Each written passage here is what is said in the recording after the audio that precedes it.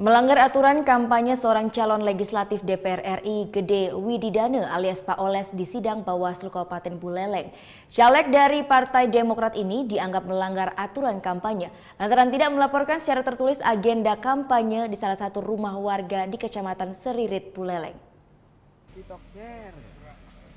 Pelanggaran kampanye ini dilaporkan oleh salah satu panwascam Seririt pada pekan lalu. Setelah Pak Oles dianggap tidak melaporkan secara tertulis terhadap Bawaslu maupun kepolisian saat melakukan kampanye di Kecamatan Seririt, Buleleng. Dalam persidangan yang dipimpin langsung oleh Ketua Bawaslu Buleleng, Putu Sugihardana, terlapor mengakui tidak melaporkan secara tertulis di saat melakukan kampanye di salah satu rumah warga di Dusun Sorga, Mekar, Desa Loka Paksa, Seririt, Buleleng pada pekan lalu. Namun terlapor mengklaim telah melaporkan kampanyenya melalui pesan singkat terhadap pihak kepolisian. Kurang informasi ya, nggak tahu. Saya kira sudah selesai melalui WA. Tapi hanya cukup di WA aja Pak. Kemarin enggak ada surat tulisan. Ya surat udah saya kira dari zaman milenial ini kan, saya kira udah selesai gitu. Tadi WA-nya kemana itu Pak? WA-nya ke kepolisian itu ya, Intel. Terus dengan kasus ini Pak nanti? Ya kita terus bersurat. Udah terus bersurat. Ya kita kan kurang kok informasi lah. Ketua Bawaslu Buleleng, Putu Sugihardana mengaku meskipun terlapor telah mengakui kesalahannya, maka sidang akan tetap dilanjutkan.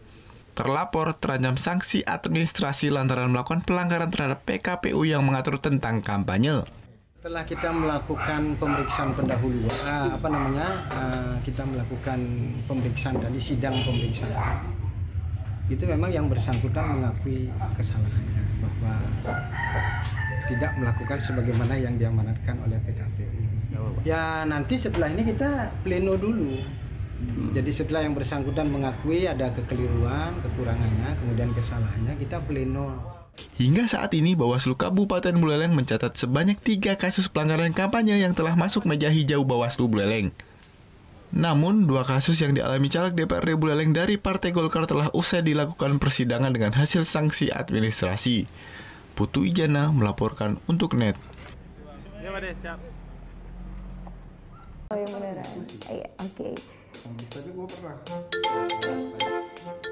Nah, udah kan nonton beritanya? Jangan lupa di-subscribe, di-like, dan juga di-komen ya akun YouTube dari Net Bali. Terima kasih udah subscribe. Yang belum, jangan sampai lupa. Di sebelah sini nih. Subscribe.